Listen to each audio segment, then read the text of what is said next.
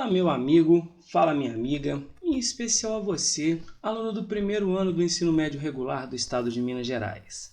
Eu, professor Matheus, professor de História, mais uma vez estou aqui com vocês para que a gente possa dar continuidade à nossa fase final, ou seja, ao volume 4, ao quarto bimestre do PET, do Plano de Ensino Tutorado, que nos foi disponibilizado pela Secretaria de Educação do estado de Minas Gerais. Pela notícia que chegou até vocês, oficialmente a partir do dia 3 de novembro, um dia após finados, então a galera comemora o Dia dos Mortos, para na quarta-feira ressuscitar. O que vai acontecer? Parece que obrigatoriamente as escolas vão voltar a funcionar. Então o modelo híbrido agora ele parece ser não mais utilizado. Você coloca as pessoas de volta em sala de aula. Mas fiquem tranquilos que a gente do Escola Online decidiu manter o PET até o final, porque parece que o modelo de avaliação ainda será o plano de ensino tutorado. Então a gente ficará com vocês aí nas 6 semanas para a gente terminar com chave de ouro. Beleza, galera? Mas antes de eu começar a trabalhar aqui o tema Inconfidência Mineira ou Conjuração Mineira, é um tema que gera muita polêmica. Repara a nossa bandeirinha que está aí, né? Libertas quaesera tamen, em homenagem ao poeta romano Virgílio. Eu queria convidar vocês a fazer parte, a conhecer o Projeto Escola Online. O Projeto Escola Online, onde eu estou inserido e vários outros colegas, é um projeto onde a gente procura oferecer em várias mídias sociais, como é o caso do Twitter, como é o caso aí, se você quiser o nosso contato do Facebook, você tem e-mail para mandar, a galera que quiser, tem o nosso contato WhatsApp, a galera que fica perguntando sobre informações do PET e várias outras dicas, vai lá no nosso Instagram também, aqui no nosso canal no YouTube. Você que não se inscreveu, aproveita, já estamos aí chegando a quase 92 mil, então como a gente tem como objetivo e contamos com vocês, até o final do ano queremos chegar a 100 mil inscritos. Ao infinito e além, você vai encontrar também, por exemplo, em plataformas de música, os nossos podcasts, beleza? Tem aí a nossa plataforma do Dicão falando aí, ó. Se você pegar e apontar seu leitor de QR Code, você vai encontrar muita coisa, beleza? Então tudo isso só é possível por sua causa. Então a gente vem construindo uma educação de qualidade para você. Show de bola? E antes da gente começar a trabalhar o tema Inconfidência Mineira ou Conjuração Mineira, o que a gente faz? Vem comigo e roda a vinheta.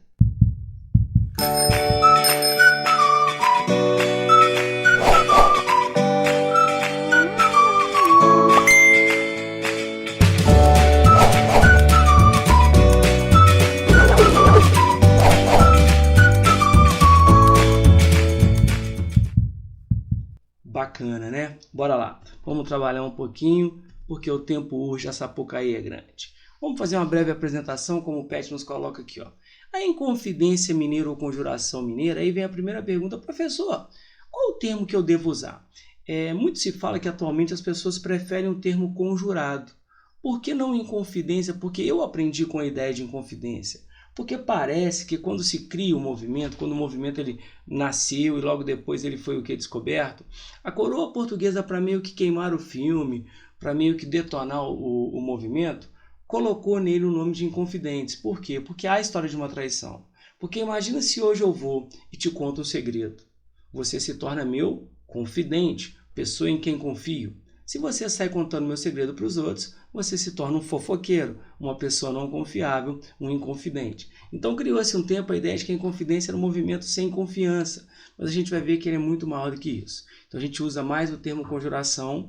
Foi uma conspiração contra a coroa portuguesa, planejado por homens da elite. Então o primeiro ponto que eu destaco aqui, galera, o movimento corrido nas Minas Gerais foi feito por uma elite que vivia em Vila Rica, atual cidade de Ouro Preto, no ano de 1789, tá, galera? No mesmo ano da Revolução Francesa, tá? Inspirado pelos mesmos ideais. Então lembra a nossa última aula, a questão do iluminismo? Foi fundamental para a gente poder trabalhar com essa ideia, apesar que há uma certa polêmica em relação à questão da Revolução Francesa. Por quê? Porque, poxa, você não tem informações em tempo real. Por mais que você fale em liberdade, igualdade, fraternidade, né? O liberté, égalité, fraternité, Mbappé, Kanté, vamos lá, muita gente discute se realmente as ideias da Revolução Francesa são trazidas para cá em tempo real, que brigavam contra o fim do absolutismo monárquico e que, de certa forma, questionava a questão colonial. Visava a independência, mas foi um movimento separatista, que queria separar a capitania das Minas Gerais do Brasil. Então, por mais que você falasse da independência do Brasil, eles não tinham muita noção de Brasil. Então, era um movimento separatista porque queria separar parte do Brasil do território e, consequentemente, do jugo português. Definiram que a república seria a forma de governo a ser adotada posteriormente, ou seja, o Brasil passaria-se de colônia, como nós éramos, e oficialmente nos transformaríamos em uma república. Show de bola, galera? Não havia consenso quanto ao fim da escravidão, e é muito óbvio, né? Porque se a maioria das pessoas envolvidas no movimento eram pessoas de elite, a maioria deles possuía escravo. Então, por mais que eu fale por mais que eu fale em liberdade ainda que tardia, há uma inconsistência, por quê? Poxa, que liberdade é essa se eu tenho escravo? Mas se eu proponho a abolição da escravatura, eu automaticamente estou perdendo a minha mão de obra. Então não havia muito esse consenso, apesar que a maioria era contrário ao fim da abolição, visto que era composto por muitos homens que exploravam jazidas de ouro, e a atividade de extrair ouro de minas ou encontrar o ouro de aluvião, que é aquele que fica no leito dos rios, era feita por escravos. Então, se eu, por exemplo, é o que se discute, se essa galera defende o fim da escravidão, eu estou defendendo o fim da minha mão de obra. Beleza? A conjuração foi delatada, ou seja, ela foi descoberta, então não é de hoje. Quando a gente fala em delação premiada, isso já é uma prática que vinha acontecendo. Tá? Os seus participantes foram presos e julgados. A sentença lida em 18 de abril de 1792 condenou-os à morte, pena posteriormente comutada para o degredo. O que é o degredo? Muita gente foi exilada, foi mandado para fora do Brasil, nas colônias portuguesas de Angola e Moçambique, na África. Apenas um deles, Tiradentes, teve a pena de morte mantida e executada na forca, no Rio de Janeiro, então capital da colônia. Então olha um fato curioso, você já parou para pensar que o 21 de abril, quando a gente celebra a morte de Tiradentes, ele é o único feriado onde você o quê? Comemora a morte de um chamado herói nacional. Beleza? Só que detalhe, o movimento acontece em 1789 e o cara só morre em 1792. Então isso deu muito tempo para a coroa ela contar o seu enredo do movimento. Mas bora lá, vamos ver o que a gente fala um pouco sobre esse movimento aqui. Galera, leia o texto abaixo e responda as questões seguintes. Vem comigo. Inconfidência mineira ou conjuração mineira? Quem eram os participantes? Os participantes, galera, vejam, eram homens da elite da sociedade mineradora de Vila Rica, atual Ouro Preto, uma sociedade urbana cuja economia girava em torno da extração do ouro, atividade feita por escravizados africanos. Então repara que eu tenho que, de cara eu percebo que eu tenho a participação de um movimento bem elitista, tá? Eu tenho uma elite muito presente aqui. Os inconfidentes eram homens nascidos em Portugal ou eram descendentes próximos de portugueses nascidos no Brasil. Agora você já parou para pensar? Se a coisa estava ruim para o cara da elite, você imagina para o ferrado, para o pobre esbarrado. Mas deixa quieto. Exploravam lavras de ouro, ao mesmo tempo em que eram altos funcionários da coroa portuguesa, ou advogados, ou militares, conforme o caso. E ainda havia 3 padres, então repara que há também uma participação religiosa. José da Silva Oliveira Rolim, o famoso Padre Rolim, que aqui está para a galera conhecer, ok? Carlos Correia de Toledo e Melo e Manuel Rodrigues da Costa. Então, a Igreja Católica também tem uma participação. Como a gente viu no nosso último encontro, as ideias iluministas estão chegando, a relação entre metrópole e colônia está ficando muito azeda, então, consequentemente, isso acaba deflagrando esses movimentos. Muitos deles estudaram na Universidade de Coimbra, em Portugal, onde deixaram-se influenciar pelas ideias dos filósofos iluministas e dos economistas liberais. Lembra do Adam Smith, né, o famoso pai da economia clássica?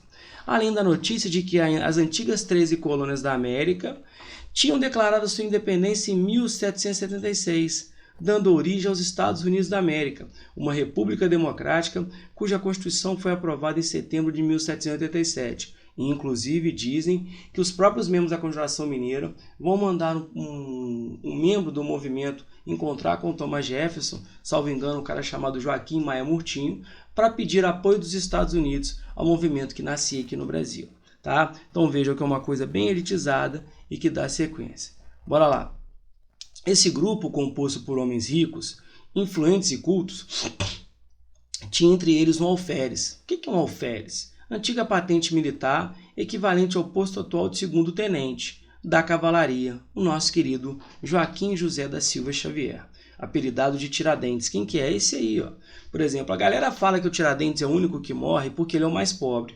Mas repara, galera, que ele é o mais pobre entre os ricos. Porque se você parar para pensar, um segundo tenente não tem lá um soldo, um salário muito baixo. Tá? Então ele recebe esse apelido, né? O Corta-Ventos, o República, eram alguns dos apelidos que davam o nosso querido Joaquim José da Silva Xavier. E ele recebe a alcunha de Tiradentes por ser um dentista prático. Nascido na antiga fazenda do Pombal, entre os atuais municípios de Tiradentes e São João del Rei, a gente fala que ele nasce em Ritápolis, né? A galera da região, um abraço ao povo de Ritápolis aí. De propriedade de seu pai, um minerador português. Ficou órfão ainda criança, tendo sido criado por seu padrinho, com quem aprendeu a arrancar dentes. Então repara, ele não é um cara que não tem condições, herda do pai, atua com o tio, foi minerador, tropeiro e comerciante, antes de, em dezembro de 75, ingressar na tropa colonial responsável pela fiscalização do transporte do ouro na região de Vila Rica e arredores, até o porto do Rio de Janeiro, e pela fiscalização da cobrança de impostos, a 6ª Companhia de Dragões da Capitania de Minas Gerais, situada no distrito de Cachoeira do Campo. Então, cara, agora, é uma coisa muito doida, né? Porque é um militar que se indigna com a situação de cobrança de opressão por parte da coroa e resolve comprar a ideia. É outro errinho que a gente tem que parar de colocar e repetir. Achar que o Tiradentes é um cara que vai criar um movimento. Não, ele é convidado para entrar no movimento que já acontecia. Lá, dentro dessa companhia de dragões da Capitania de Minas Gerais, seu comandante foi um coronel, o português, fazendeiro, minerador e contratador de impostos Joaquim Silveira dos Reis, o principal delator da conjuração. Então você tem aqui, aquela ideia que se passa, né, é que Tiradentes, daqui a pouco a gente vai ver o quadro do Pedro Américo, que o Tiradentes morre naquela ideia de como se fosse Jesus, e você tem um traidor que esse aí, tudo bem que era esquisitinho, né, o nosso traíra aí, o Alcaguete, o Talarico, o nosso X9, Joaquim Silveira dos Reis, mas é aquela ideia, para tirar o dele da reta, eu boto do outro, né? Mas vamos lá. Além deles, galera, depois de se envolver com os demais conjurados, espalhou as ideias de libertação de Portugal nos caminhos da Estrada Real, que há muito já conhecia, além de na própria cidade do Rio de Janeiro, então na capital da colônia. Então muita gente fala que, paralelo à Conjuração Mineira, rolava um movimento feito por uma alta intelectualidade do Rio, que é a Conjuração Carioca. Então rolava muito essa ideia, você buscava, explorava o ouro nas minas e levava para o Rio, que era o principal porto. Por isso, foi considerado extremamente perigoso para a manutenção da ordem colonial. Condenado à morte nos Altos da Devassa, parece que demoraram quase 18 horas para ler a punição dos envolvidos. Os documentos que registram o julgamento dos inconfidentes, Tiradentes foi enforcado no centro do Rio de Janeiro em 21 de abril de 1792. Seu corpo foi esquartejado e os pedaços expostos na Estrada Real, entre o Rio de Janeiro e Vila Rica. Então, de lá, do Rio de Janeiro até Ouro Preto, eles foram pegando pedaços. Inclusive, a cabeça de Tiradentes é exposta em Ouro Preto e dizem que depois ela some. Aí vem algumas teorias de que uma ordem religiosa pega. Então, você realmente usa como castigo exemplar. Você enforca e esquarteja Tiradentes para mostrar o seguinte: olha, a coroa não tolera qualquer tipo de insubordinação. Eram também militares entre os inconfidentes, então vejam, além de padres, eu tive a participação de militares, o tenente-coronel Francisco de Paula de Freire de Andrade, o tenente-coronel e comerciante Domingos de Abreu Vieira, José Rezende da Costa, por isso que a gente fala Rezende Costa, quando você vai na região, e Luiz Vaz de Toledo Pisa. Tá? Então você percebe o seguinte, como eu falei, essa imagem que nos é construída, né, de essa pintura do Pedro Américo, que mostra muito a questão do Tiradentes. Repara, a ideia de Tiradentes como o quê? Como barbudo, como aquele que morreria. Você faz uma analogia com Jesus, né, o cara que morre por todos. Mas beleza, então a gente vai trabalhando essa ideia do imaginário mítico da história. Bom, além do Tiradentes, vejam vocês, os inconfidentes, cujos nomes são mais conhecidos, além de Tiradentes, são Cláudio Manuel da Costa, tá? Que nasceu lá em Mariana, tá? Beleza, galera? Que vejam vocês, e acaba morrendo em Vila Rica. Advogado, minerador e poeta, tá? Conhecido com o seu pseudônimo, a galera que já estudou arcadismo vai lembrar do Glauceste Saturnio, tá? Formou-se em Direito na Universidade de Coimbra, Portugal. Em Vila Rica foi por 2 vezes secretário do governo, advogado, procurador da coroa e desembargador.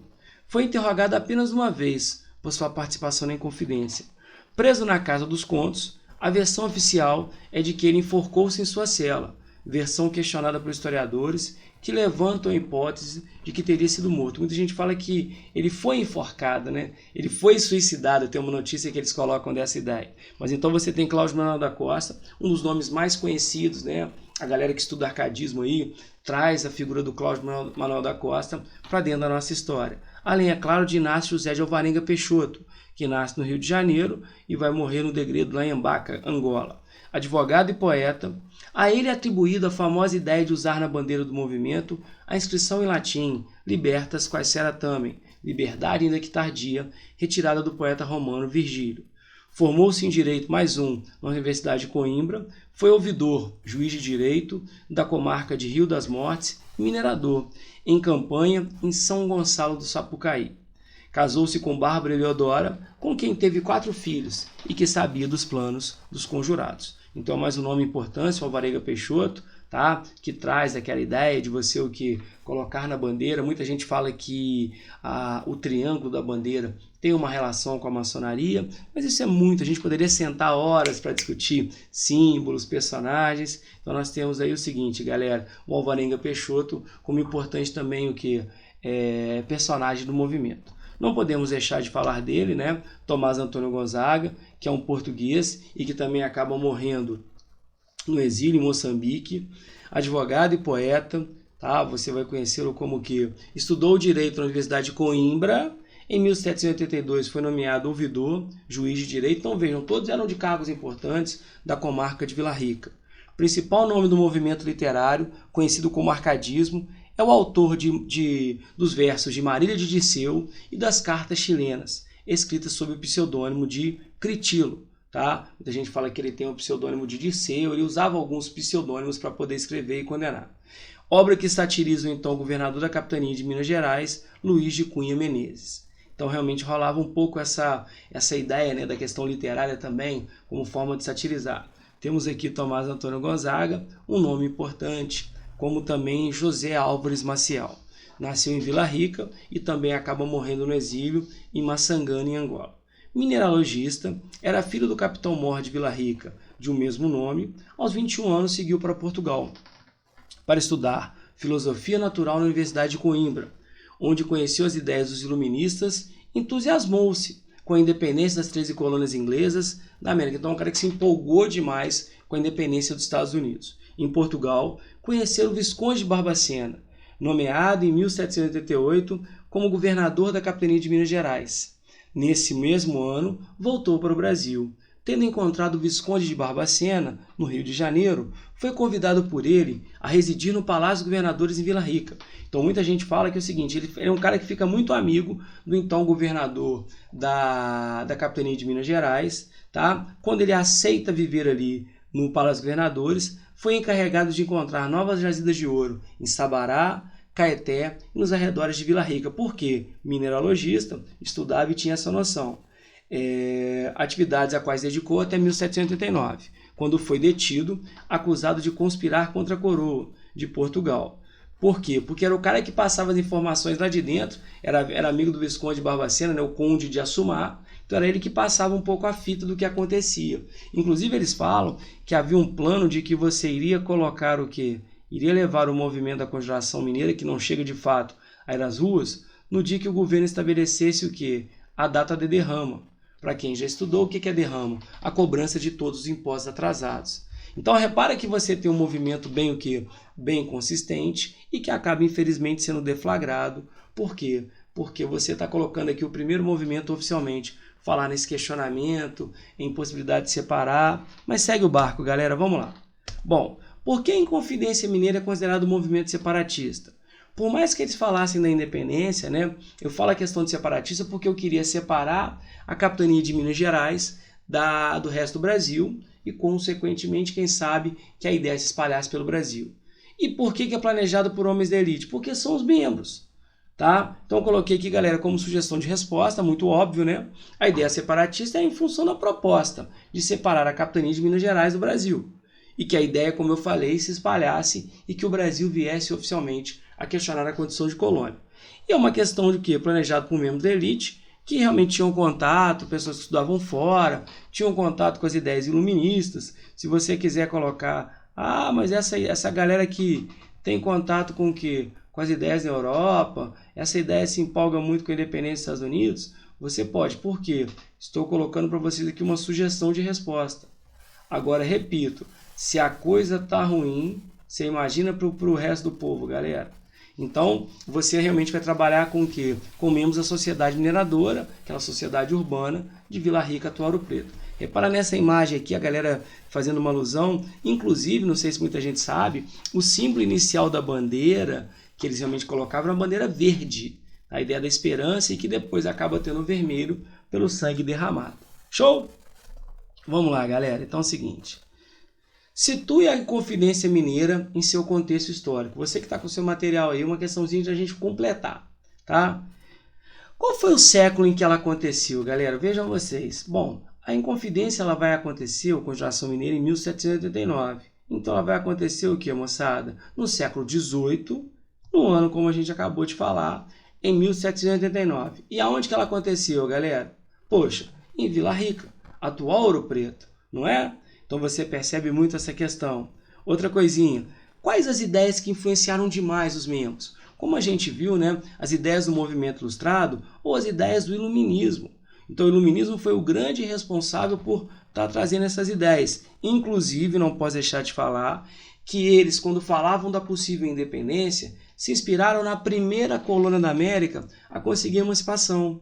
Qual foi a primeira colônia a conseguir emancipação? A independência dos Estados Unidos. Ou também independência das 13 colônias, que foram um exemplo de sucesso. Tá? Existe uma controvérsia nessa última questão aí que fala o seguinte, que ela é contemporânea de o quê? Bom, vamos falar contemporânea sim, mas falar que foi grande influenciadora, mas no mesmo ano que está acontecendo a Conjuração Mineira, a gente vê nascer também a Revolução Francesa. Show de bola? Então é só para você completar, bem tranquilo, para a gente poder dar sequência aqui. E vamos lá, galera, a vida segue. Bom, e a questão de número 3? Coloque verdadeiro ou falso nas alternativas abaixo. Bom, então vamos lá, galera. Primeira alternativa. Tiradentes era alferes da cavalaria e dentista prático, além de ter sido tropeiro. Verdadeiro ou falso? Você fala, poxa, vimos no texto. Claro que é verdadeiro. Não é, galera? Bem tranquilo. Lembrar que Joaquim José da Silva Xavier tinha essas funções. Bom, Joaquim Silveira dos Reis, comandante de Tiradentes, foi o principal delator da Inconfidência Mineira. Você que leu o texto, você sabe que sim, o nosso esquisitinho, o nosso alcagoete, o nosso X9, realmente é uma informação verdadeira.